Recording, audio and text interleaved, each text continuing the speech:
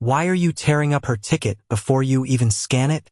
Daniel Mercer's voice cut through gate 12 as Tessa ripped a corner from the blue paper in Evelyn Hart's hand. Above them, last departure. Sold out burned across the board while Daniel's phone flashed Lily calling. Gregory Pike stepped between them with a practiced smile. Sir, this woman has no valid passage. Daniel pulled out seat 17B, his last way home, and placed it in Evelyn's palm. Then she can take mine. 3 hours earlier, machine oil still clung to Daniel's brown work jacket as he clocked out from the packaging plant and counted the bills in his wallet twice. After rent, groceries, and Lily's school lunch account, there had been just enough left for one late bus across Cleveland. His metal lunchbox knocked against his knee as he walked, each soft clang carrying the small paper stars Lily had taped across its lid. At 9:47, she had sent him a voice message. Don't miss the last one, Dad. I left the porch light on. By the time Daniel reached Lakeview Central Bus Terminal, the fluorescent lights had turned every tired face pale. Rainwater shone in thin tracks across the tile. Near gate 12, a woman in a plain gray coat stood beside an old leather suitcase while Tessa searched her screen without looking at her. Evelyn held out a blue ticket with one corner bent. The kiosk printed it 10 minutes ago. The reservation isn't here, Tessa said. Gregory appeared almost soundlessly, silver nameplate level, tie perfectly centered. We're sorry for the inconvenience, ma'am, but we have paying passengers waiting. Evelyn's eyes moved to the ticket, then to the line behind her. No anger. Just the contained exhaustion of someone accustomed to rooms deciding what she was worth before she spoke. A man in a navy suit sighed loudly. Someone muttered that homeless people had learned to print convincing fakes. Gregory placed 2 fingers on the suitcase handle and pushed it beyond the yellow boarding line. The leather case tipped. Daniel caught it before it struck the floor. She asked you to check the ticket, he said. Gregory's smile never moved. And I'm asking you not to interfere with terminal procedure. Daniel smelled fresh printer ink and the faint sourness of wet wool. He noticed the scanner beside Tessa was still dark. Was it scanned? Tessa looked toward Gregory before answering. The system says it isn't valid. That wasn't my question. The line shifted behind him. His phone vibrated again. Lily. The bus engine rumbled beyond the glass, and the departure board rolled from boarding to final call. Daniel could have stepped away. He could have handed over seat 17B, gone home, warmed Lily's dinner, and pretended he had not watched a stranger lose her dignity under fluorescent lights. Instead, he lifted Evelyn's suitcase upright, brushed grit from its worn brass latch, and asked, Do you need to get somewhere tonight? Evelyn studied his oil-stained sleeves. Yes, so do I. He took the ticket from his pocket. The paper was warm from his body, the black numbers crisp beneath his thumb. When he placed it in her hand, her fingers did not close at first. You don't know me, she said. No, Daniel answered. But I know what it looks like when nobody plans to hear you. That was when Marcus Reed, the senior conductor near the bus door, finally looked up. His eyes found Evelyn's face. The color drained from his cheeks. He lowered his radio and whispered 2 syllables Daniel barely heard. Ms. Hart. Then Gregory called Marcus's name and Marcus stopped, but not before Daniel saw him staring at the faded brass tag beneath the suitcase handle. A tag stamped H, Heartline Founding Route, 1989. Marcus's unfinished whisper hung between the idling bus and the fluorescent hum. Evelyn's eyes moved from his face to the brass tag beneath her suitcase handle, but Gregory stepped into the sight line before either of them could speak. Marcus, finish boarding. I thought I recognized. You didn't. Gregory's voice remained soft, almost protective. He rested one hand on Marcus's shoulder and turned him toward the bus as though rescuing an older employee from an embarrassing mistake. Then he faced Daniel with the patient expression of a man accustomed to explaining simple rules to difficult people. Now, sir, let's prevent this misunderstanding from becoming something more serious. Tessa took Daniel's ticket from Evelyn. The scanner chirped. For less than a second, a green bar crossed the screen. Daniel saw the word accepted reflected in the glass partition before Gregory leaned over the keyboard and entered 4 numbers. The light changed red. Invalid appeared in block letters. There, Gregory said. The system has confirmed it. Daniel looked at Tessa. It was green. No, sir. I saw it. You saw the screen processing. 3 clipped sentences landed in the space between them. Tessa's fingers tightened around the blue paper. A bead of rain slid from Daniel's jacket cuff and struck the tile beside his steel-toed boot. Gregory tapped the keyboard once more, and the transaction window disappeared. Your generosity is admirable, he said. But working with machinery doesn't necessarily make transportation software easy to understand. The man in the navy suit gave a quiet laugh. Another passenger looked at the oil stains on Daniel's sleeves, then at the battered lunchbox near his foot. Some people just need to feel important, she murmured to her companion. Daniel heard her. He also heard the bus engine deepen as the driver tested the throttle. He did not turn around. Print the scan receipt, he said. Gregory's smile narrowed by a fraction. There is no reason to waste paper on an invalid ticket. Then write down who changed the status. Nobody changed anything. Put that in writing too. For the first time, Evelyn looked directly at Daniel instead of past him. There was no gratitude in her expression now, only concentration. He had not asked for special treatment. He had asked for a record. Gregory slid the ticket back across the counter and nodded to Tessa. She lifted a red stamp from beside the register. The rubber base made a damp sucking sound as it left its pad. Sir, this is standard procedure. After the scan? Daniel asked. Tessa hesitated. Gregory answered for her. The ticket was voided at 10:14. The clock above gate 12 read 10:13. Daniel said nothing. Tessa pressed the stamp down. Void spread across the barcode in wet crimson ink, and when she lifted her hand, a thin red smear marked her thumb. Gregory moved Daniel's metal lunchbox aside with 2 fingers, as if it were another item that did not belong on the counter. One of Lily's paper stars peeled loose and fluttered onto the floor. Daniel bent, picked it up, and smoothed it against the dented lid. You should be thinking about your daughter, the man in the suit said. Not making a scene for a stranger. Gregory inclined his head, allowing the insult to settle while keeping his own hands clean. He has a point. A responsible parent knows when to step away. Daniel's jaw tightened once. He looked through the glass at the last bus, then at Evelyn standing beside the suitcase no one wanted near the gate. A responsible parent also knows what a child learns from what we ignore, he said. The terminal grew quieter, not silent, but quiet enough for the rain ticking against the windows to be heard. Gregory recovered first. He turned to a security officer near the rope line. Please document Mr. Mercer as disruptive. Nothing punitive.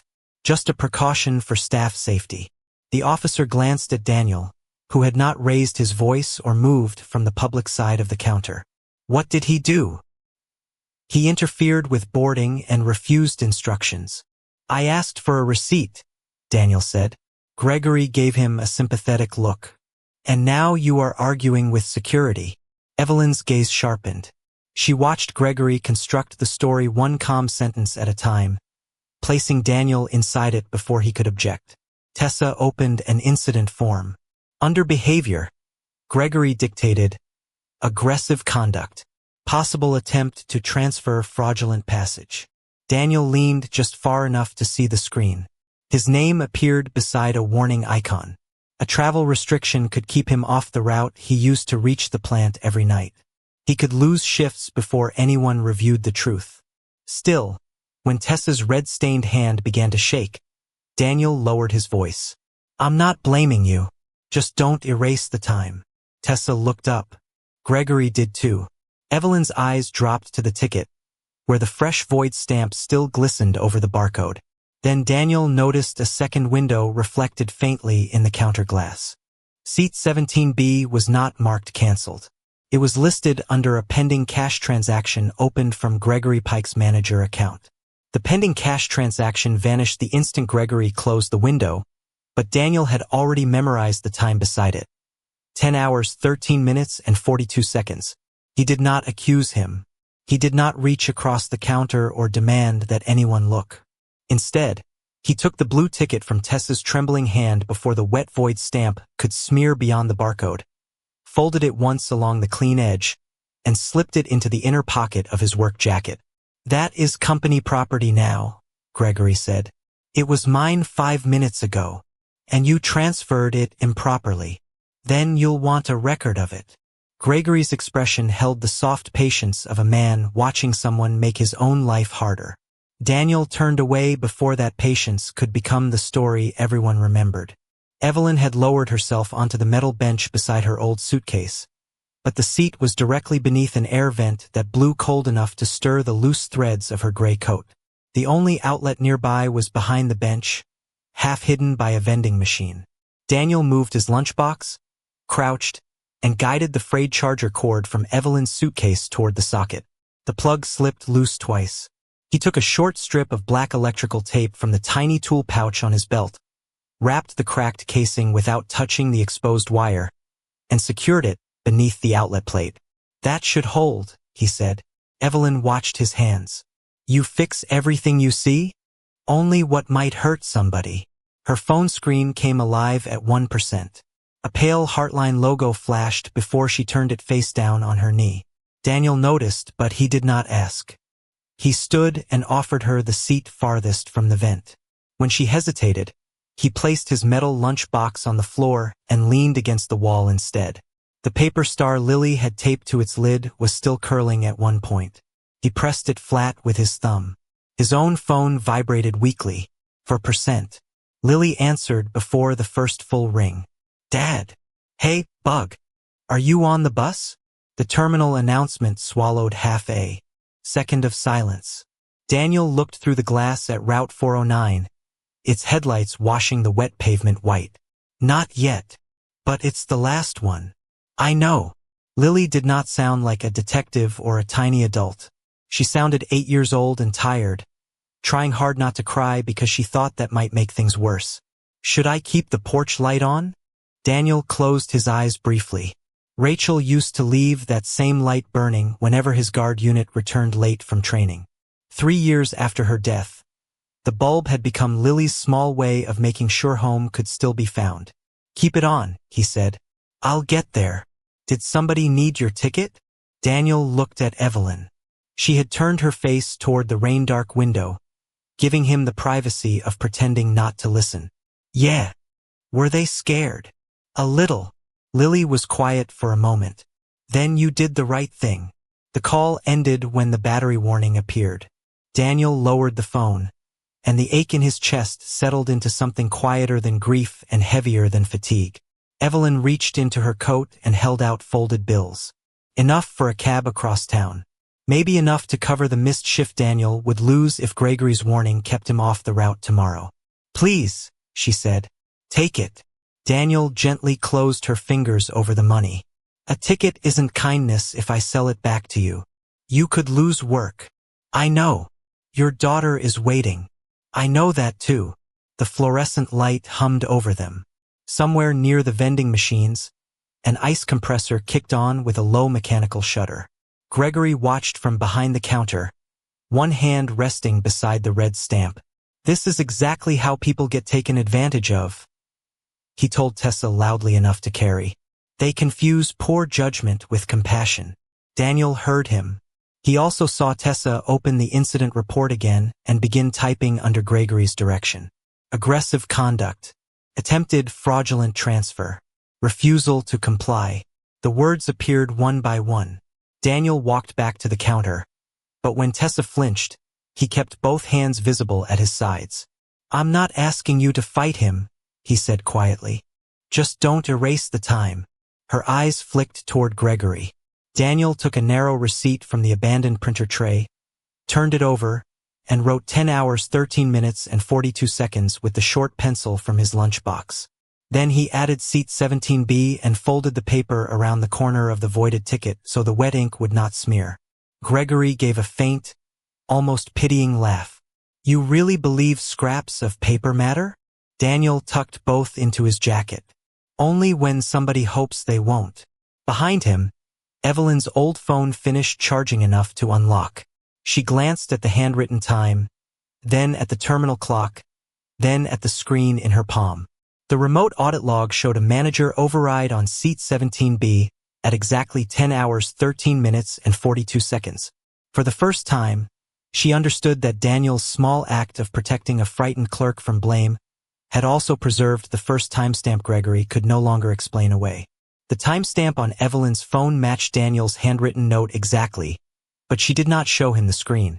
Instead, she locked the device and studied him with the caution of someone who had spent years watching people become honest only after they sensed power nearby. Gregory, meanwhile, had already begun shaping a cleaner version of the night. He told security that Daniel had pressured an employee, interfered with ticketing equipment, and copied restricted information from a private display.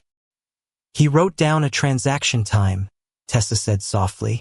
After leaning over my counter, Gregory replied. That distinction matters. Daniel did not defend himself. He looked at the receipt folded around the damp corner of seat 17B, then at the red smear drying along Tessa's thumb. Was the override entered before or after the stamp? He asked. The question was so plain that even the security officer paused. Gregory answered without looking at the terminal clock. The ticket had already been invalidated at 10:14. The stamp merely documented it. Daniel unfolded the receipt and held it beneath the hard white light over the counter. His pencil mark read 10 hours 13 minutes and 42 seconds. The terminal clock now showed 10:18, and Tessa's printer log, still visible through the translucent paper, carried a scan. Time of 10 hours 13 minutes and 39 seconds. 3 seconds separated the green scan from the manager override. Gregory's explanation was possible only if the clock, the printer, and Daniel had all failed in the same direction. System clocks drift, Gregory said. It was reasonable enough to sound true. He turned to Tessa. File the paper and clear the station. Then he reached for the ticket.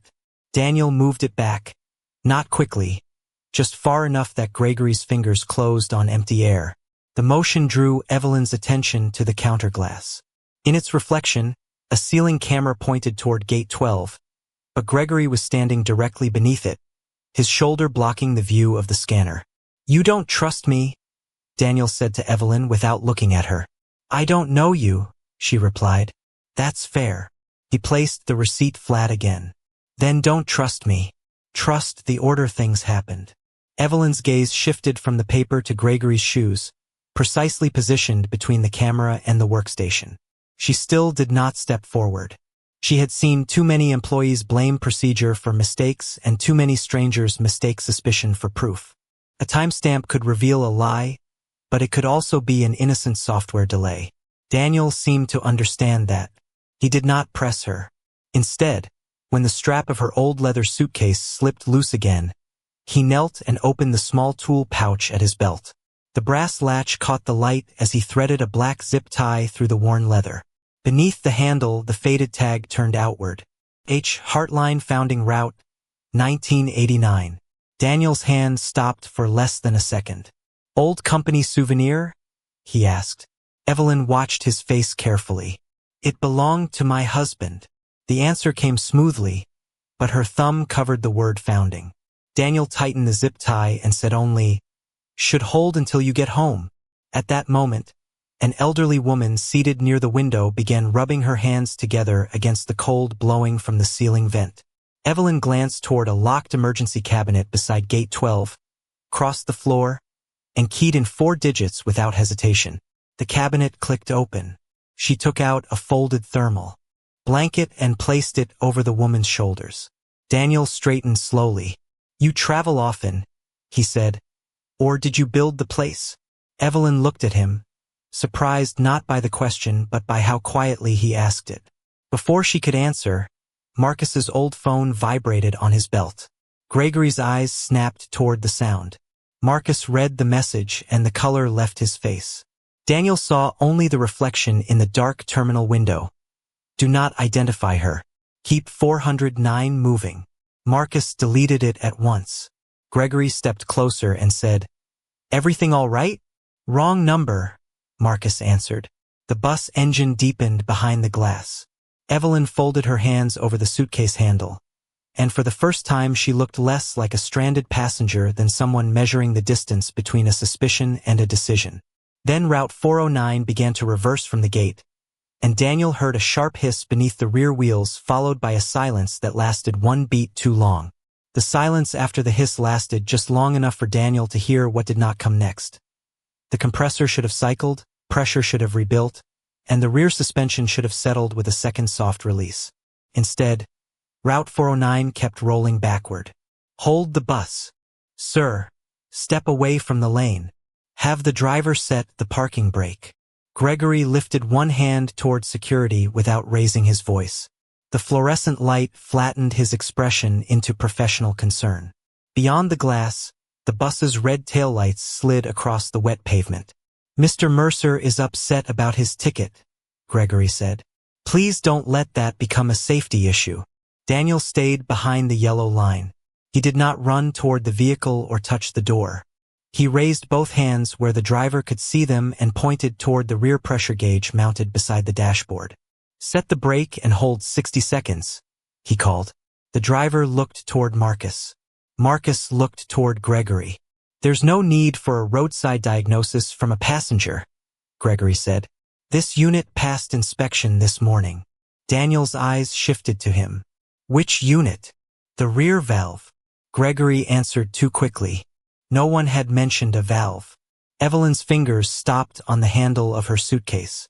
The bus driver engaged the parking brake, and the low mechanical thump traveled through the glass.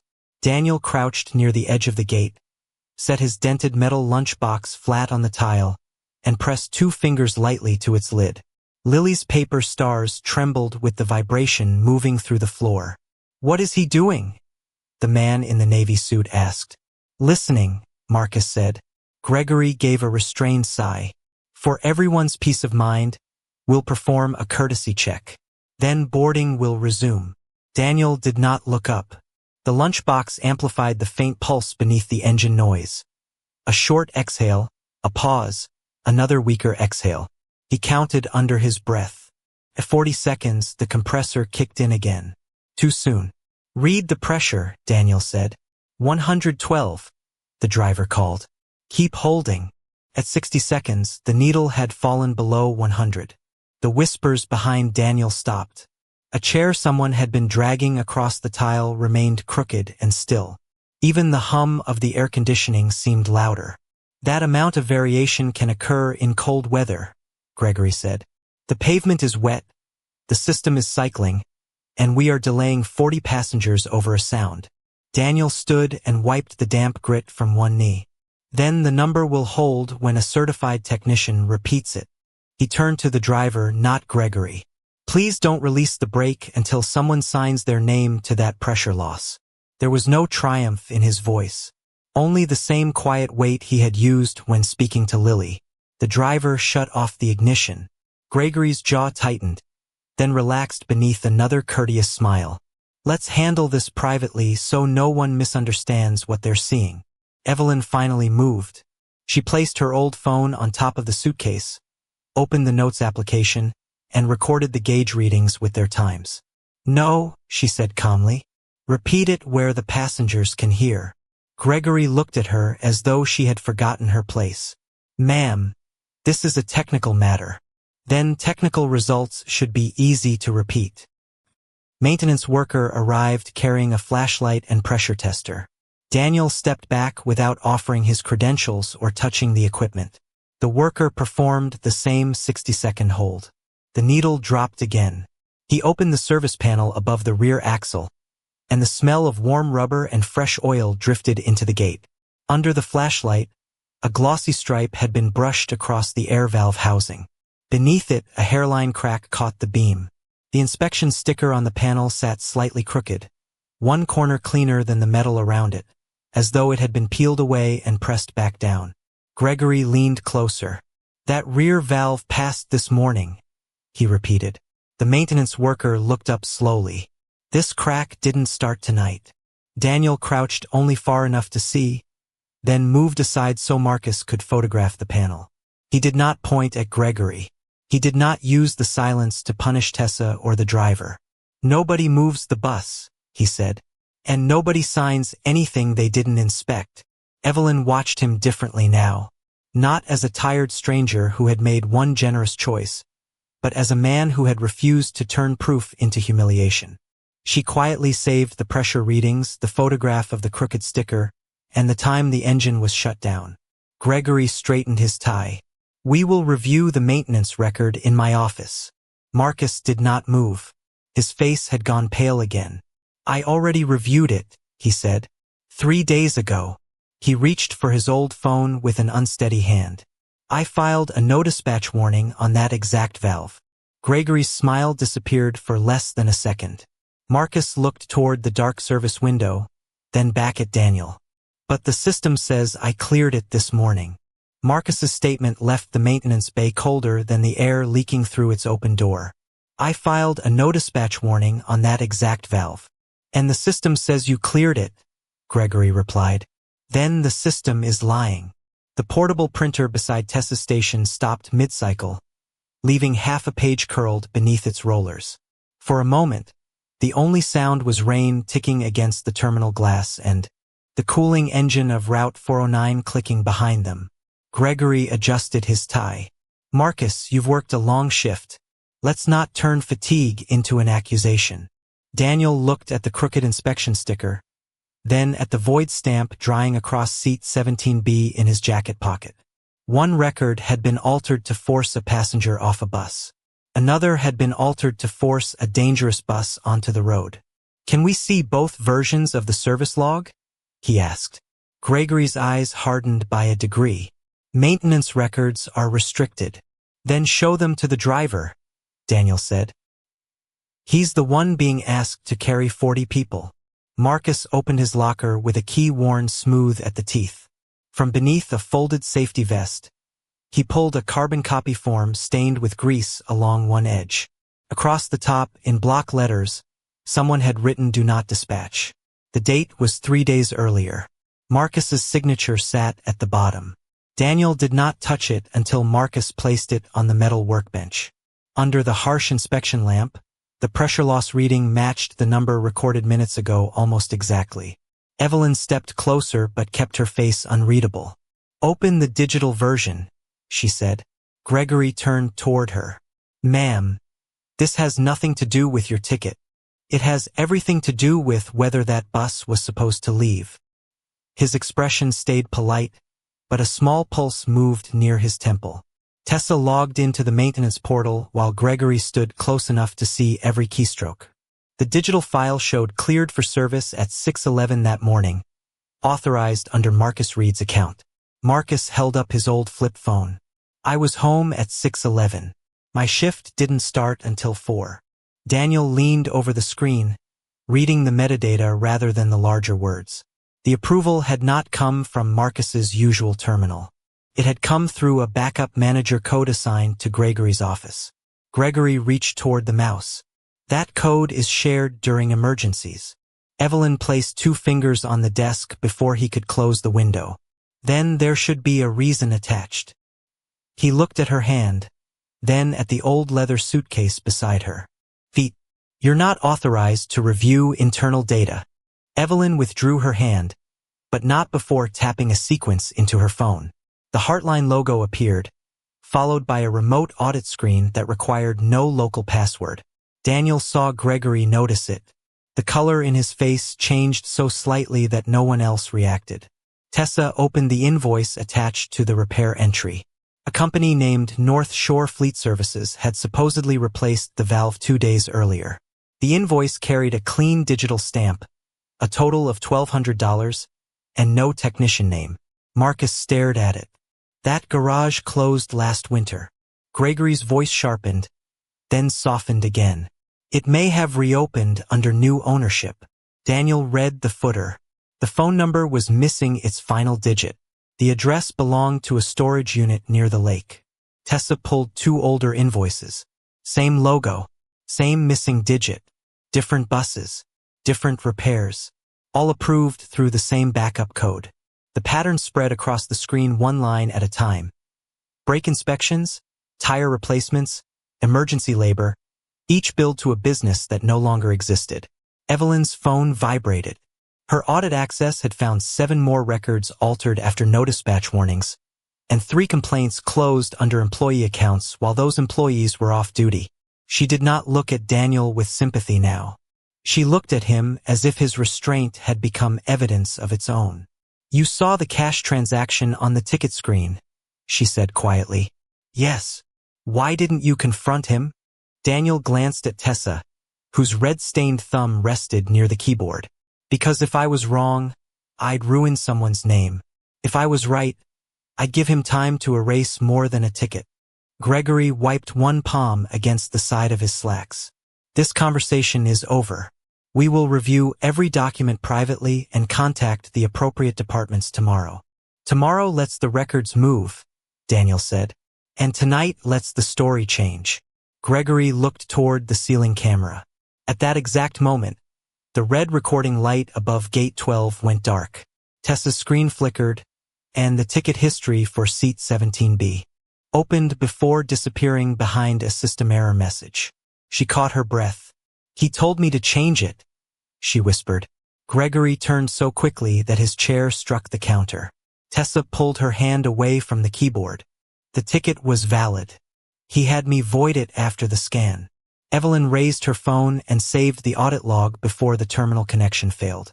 Marcus placed the paper service warning beside the fake invoice, and Daniel set the folded receipt marked 10 hours 13 minutes and 42 seconds between them. 3 records. 3 separate lies. 1 manager code. Gregory looked around at the passengers gathering near the counter and realized the evidence was no longer inside his office, inside his computer, or inside a frightened employee's silence. It was lying in public beneath fluorescent light, where everyone could see it. Gate 12 had become a room without walls. Passengers stood in a quiet half-circle around the ticket counter, their coats still damp from the rain, while the disabled Route 409 waited beyond the glass with its engine dark. Gregory Pike returned from his office carrying a black binder and the composed expression of a man prepared to rescue everyone from confusion. Daniel stood opposite him in his brown work jacket, one hand resting beside his dented lunchbox. He looked exhausted, not victorious. Evelyn remained near her old leather suitcase, close enough to intervene, but she said nothing. Gregory placed the binder on the counter. "What happened tonight was regrettable," he began. "A software delay created the appearance of a valid transfer. Mr. Mercer then escalated a routine matter, distracted personnel, and interfered with a vehicle inspection already scheduled for review." Several passengers glanced toward Daniel. The man in the navy suit folded his arms, relieved to hear an explanation that restored order. Gregory opened the binder to a printed maintenance page. Route 409 was never in danger. The driver would have received a dashboard warning before departure. For one breath, it seemed he had regained the room. Daniel looked at the page but did not reach for it. "Is that the original?" Gregory's smile held. "It is the official record." "That wasn't my question." Marcus placed the grease-marked carbon copy on the glass. "Do not dispatch" appeared beneath the fluorescent light, followed by the pressure reading Daniel had heard through the floor. Gregory gestured toward it with restrained disappointment. A handwritten preliminary note. It was superseded after repair. Daniel removed the blue ticket from his jacket. The red void stamp had dried across seat 17B, but the folded receipt still protected the penciled time, 10 hours 13 minutes and 42 seconds. "This was valid when it scanned," he said. "Then it was changed." Tessa stood behind the register, pale but upright. "I saw the green approval." Gregory turned slightly toward her.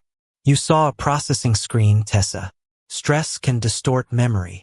The softness of his voice made the correction sound almost kind. Tessa's fingers curled around the red stamp. For a moment, she looked ready to retreat. Gregory continued. "Mr. Mercer leaned over your station, copied information, and pressured you while passengers were waiting. No one here should blame you for feeling confused." The explanation moved through the crowd like warm air. Daniel could feel it settling into place because it asked less of them than the truth. He unfolded the narrow receipt and laid it beside the ticket. Then he placed Marcus's paper service warning beside both. The scan happened at 10 hours 13 minutes and 39 seconds, he said. The manager override happened 3 seconds later. The void stamp came after that. Gregory tapped the black binder. Internal clocks are not synchronized. Then why did you say 10:14 before anyone opened the history? The terminal went still. Gregory's eyes shifted once toward the dark camera above gate 12. Because I supervise these transactions every day. And the $1,200? Daniel asked. Gregory blinked. What $1,200? The cash connected to seat 17B. That amount was never connected to the seat. Daniel did not answer. He did not need to. No one had spoken the amount aloud. Evelyn's hand slowly settled on the handle of her suitcase. The first crack in Gregory's composure appeared at the edge of his mouth. Tessa opened the bottom drawer beneath the register and removed a narrow ledger wrapped in a plastic deposit sleeve. He told me to record cash resales here, she said. Not in the ticket system. Gregory stepped toward her. Tessa, think carefully before you accuse people who protected your job. Daniel moved only enough to stand between her and the open side of the counter. He did not raise his hands. Let her finish. Tessa placed the ledger beside seat 17B. The amount listed next to the seat matched the number Gregory had just denied knowing. Marcus then held up his old phone. I deleted his message because I was afraid. He connected it to the terminal computer, and the backup file appeared on the public display. Do not identify her. Keep 409 moving. Gregory gave a short, humorless breath.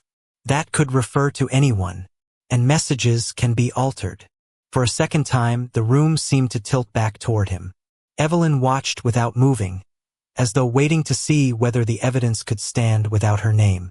Daniel looked at the sequence on the counter. The ticket, the time, the service warning, the ledger, the recovered message. This isn't here to embarrass you, he said. It's here because every time somebody stayed quiet, the next lie got more dangerous. Tessa reached beneath the desk again and drew out a small gray recording box used for internal dispatch calls. Its indicator light was dark, but the storage seal remained intact. Gregory's face lost its color. That device is obsolete. Marcus set it beside the ledger. Then you won't mind if we play what it recorded before the cameras went black. Gregory turned toward Evelyn. You have no authority to authorize that.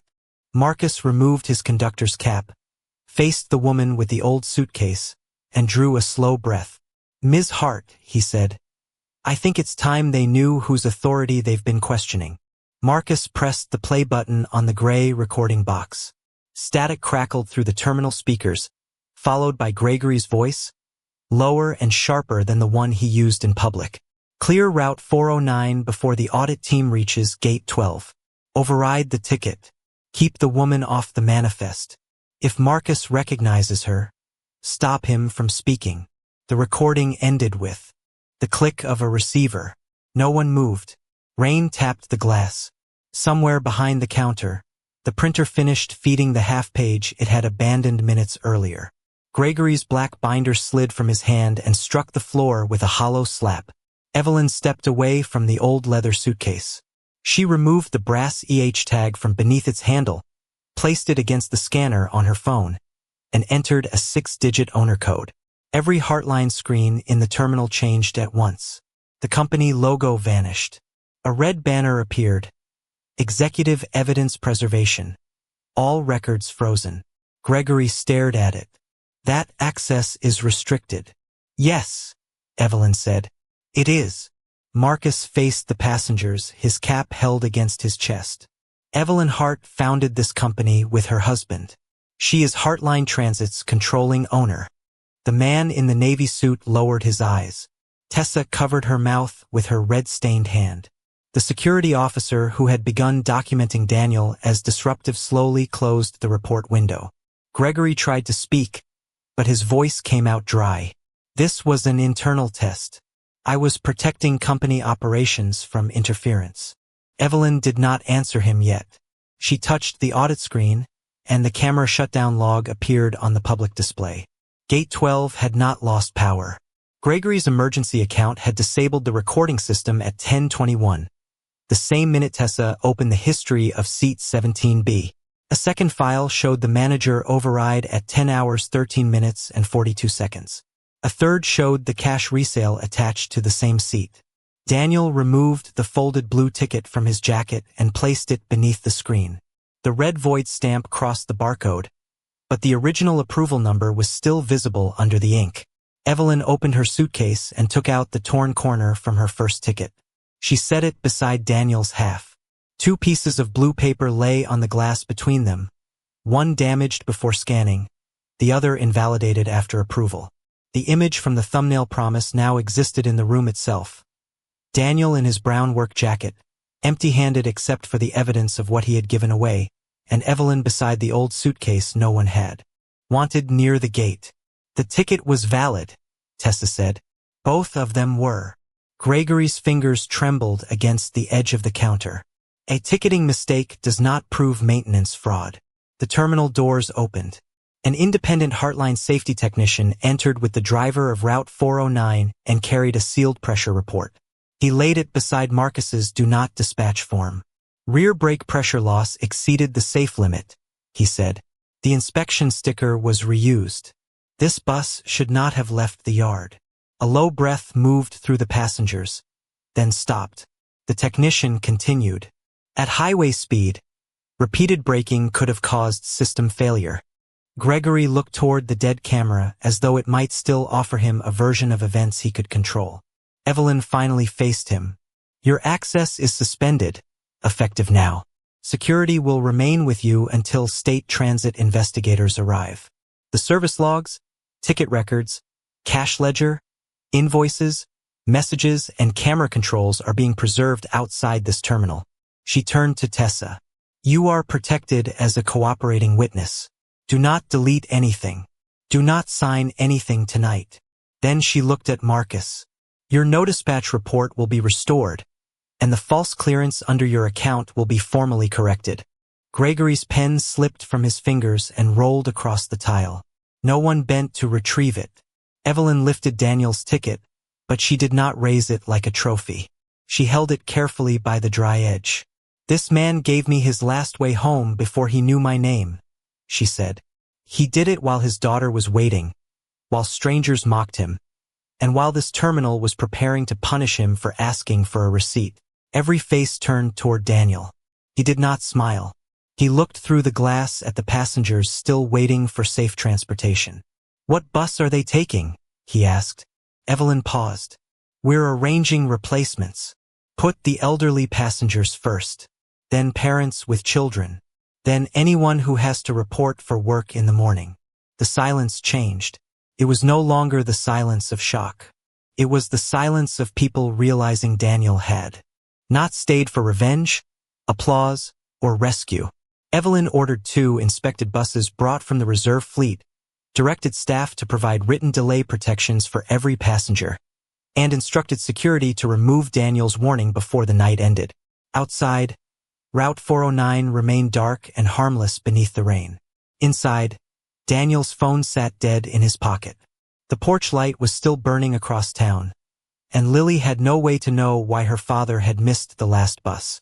Evelyn looked at the man who had just been publicly vindicated and quietly asked, What do you need now? Daniel stared at the blue ticket between them, then toward the terminal doors, as if recognition had arrived carrying a choice he had not yet decided how to make. The passengers left Gate 12 more quietly than they had gathered there. No one applauded when security escorted Gregory Pike into the glass-walled office to wait for state investigators. The man in the navy suit paused beside Daniel as if searching for an apology large enough to erase what he had said. But Daniel only nodded once and turned toward the elderly woman boarding the first replacement bus. Tessa printed a new incident report with hands that still trembled. This time, the words on the page read, Passenger did not display aggressive conduct. Warning removed. The printer hummed beneath the fluorescent lights, and the clean sheet slid out where the false one had been. Marcus signed beneath it as a witness. You should keep the original, he told Daniel. Daniel folded the page and placed it beside the narrow receipt marked 10 hours 13 minutes and 42 seconds. Make a copy for Tessa first. Evelyn heard him. She had already frozen Gregory's accounts, preserved the camera logs, and contacted an independent investigator, but that small request made her stop. Even after being cleared, Daniel was still thinking about the clerk who had been frightened into helping hurt him. Tessa looked down at the red stain on her thumb. I'm sorry, she said. I knew the screen was green. Daniel did not make forgiveness easy or cruel. Tell the truth when they ask. And next time, don't let someone borrow your name for what they chose. She nodded, tears bright. Beneath the white light, and Marcus quietly moved the red void stamp out of her reach. Evelyn offered Daniel a check before they left the terminal. He looked at the amount, then slid it back across the counter. My daughter needs me home, he said. Not richer by midnight. Then let me drive you. This time he accepted. The ride across Cleveland was quiet. Rain moved over the windshield in silver bands, and Daniel held his dead phone in one hand as though warmth alone might wake it. When they turned onto his street, the porch light was still burning. Lily was asleep beside the front window, wrapped in Rachel's old blue blanket, her cheek pressed against the glass.